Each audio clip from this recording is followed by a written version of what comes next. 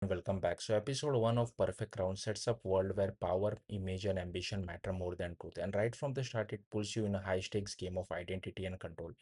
At the center of the story is Hee-Joo, played by Ayu. She is the CEO of a powerful beauty company, born into wealth but never truly accepted because of her illegitimate status. Everything she does is driven by one goal, proving her worth, not just to others but to herself. On the other side, we have Crown Prince Yan, played by Byeon Seok. Unlike Hiju, he already has status, power, and respect, but none of it make him happy. He feels trapped in royal duties, suffocated by expectations and pressure to marry for political stability rather than law. So while Hiju is fighting to climb up, Yan is desperate to break free.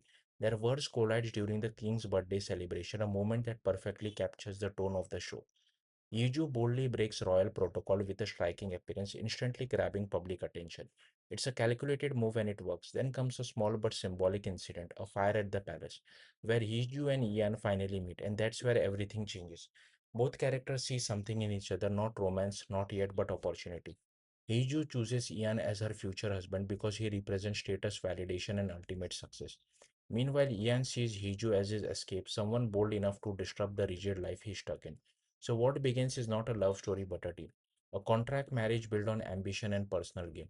And that's what makes the perfect round so interesting right from episode 1. It's not about romance yet, it's about two people using each other to survive their own worlds. But underneath that, there's something deeper. Hyuju's arrogance isn't just attitude, it's armor. Every achievement, every bold move is her way of proving she belongs in a world that constantly tries to reject her. Ian's quiet demeanor hides a different struggle, the fear of losing himself completely to a life he never chose.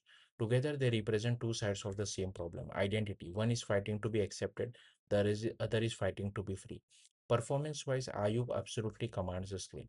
She balances charm and cold ambition perfectly, making Hiju both likable and frustrating at the same time. Meanwhile, Byung Woo Seok delivers a more subtle performance, capturing Ian's internal conflict without overdoing it. Their chemistry isn't explosive yet, but that attention is exactly what makes it compelling. Visually, the show leans heavily into luxury and contrast, corporate power versus royal tradition. Everything looks polished, controlled, almost artificial, which perfectly reflects the world these characters are trapped in. The biggest drawback, though, is pacing. At over 70 minutes, the episode takes its time building the world, maybe a little too much. The setup is strong, but it feels stretched, especially when the main hook, the contract marriage, could have been introduced faster.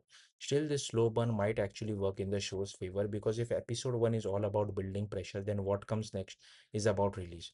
And that's the real promise of Perfect Round. Two people entering a relationship for completely selfish reason, slowly discovering something real. Not love yet, but something that could either save them or completely destroy them. Thank you for watching. Bye.